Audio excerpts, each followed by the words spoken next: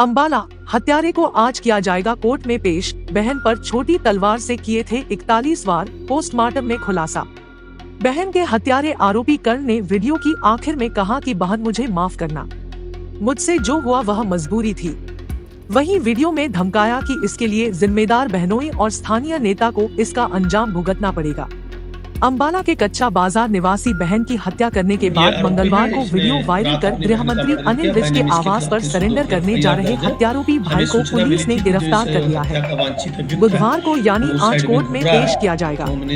दूसरी ओर पोस्टमार्टम में खुलासा हुआ कि बहन के शरीर पर 41 जगह छोटी तलवार से वार किए गए थे, फिर उसका गला रेत दिया गया। हत्या की इस खौफनाक वारदात को अंजाम देने के बाद बीती रात आरोपी भाई मौके से फरार हो गया था। विदित हो कि बहन की हत्या से 1 घंटे पहले भी आरोपी ने सोशल मीडिया पर पोस्ट कर मजबूरी में वारदात की बात कही थी। पुलिस के अनुसार बहन के हत्यारोपी कर्ण उर्फ कालू ने मंगलवार सुबह सोशल मीडिया पर बने फेसबुक अकाउंट पर एक वीडियो अपलोड किया। इसमें बहन के पति समेत अंबाला की एक पार्टी के नेता पर बहन को कॉल करने के गंभीर आरोप लगाए।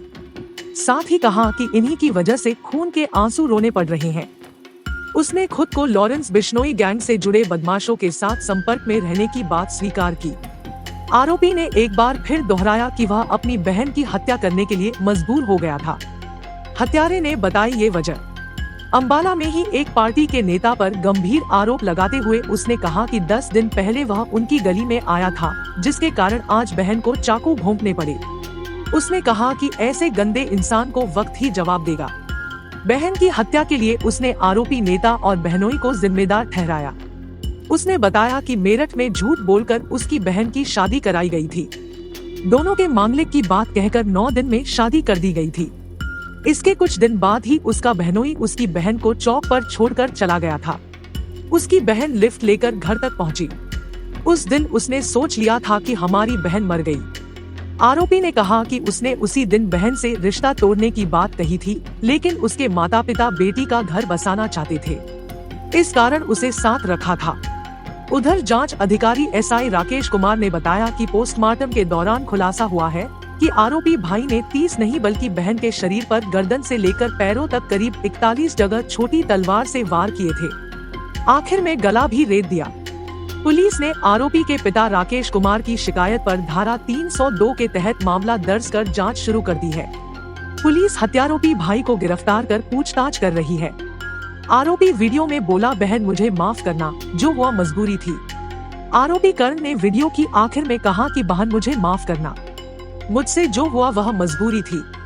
वहीं वीडियो में धमकाया कि इसके लिए जिम्मेदार बहनोई और स्थानीय नेता को इसका अंजाम भुगतना पड़ेगा।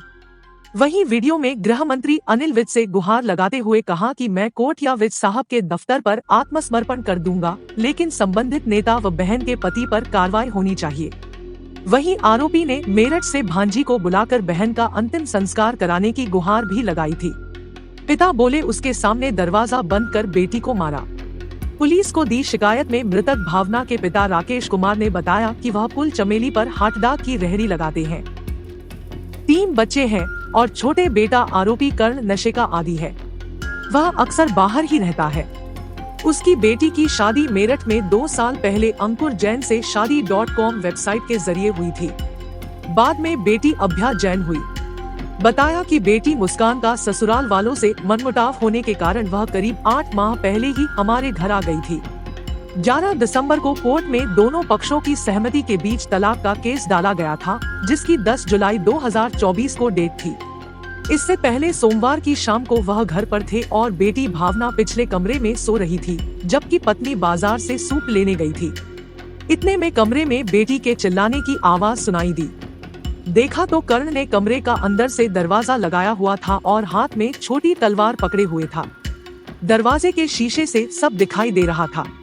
कर्ण अपने हाथ में लिए छोटी तलवार से बेटी पर ताबड़तोड़ हमला कर रहा था। पिता ने बताया कि पेट, छाती, पीठ, गर्दन, बाजुओं, टांगों पर काफी वार किए और उसका गला भी तलवार से काट दिया। शोर मचाने पर दूसरा बेटा मनीष और पड़ोसी आए। दरवाजा खोलने का प्रयास किया तो कर्ण दूसरे दरवाजे से फरार हो गया। कर्ण हमला करते हुए बोल रहा था कि तुमने हमारी बदनामी करवा दी है।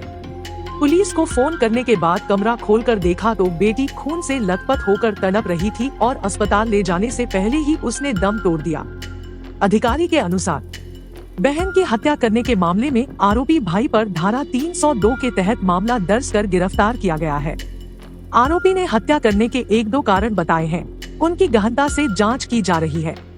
लॉरेंस बिश्नोई ग्रुप का नाम अपने आप को सोशल मीडिया पर चमकाने के लिए ले रहा है।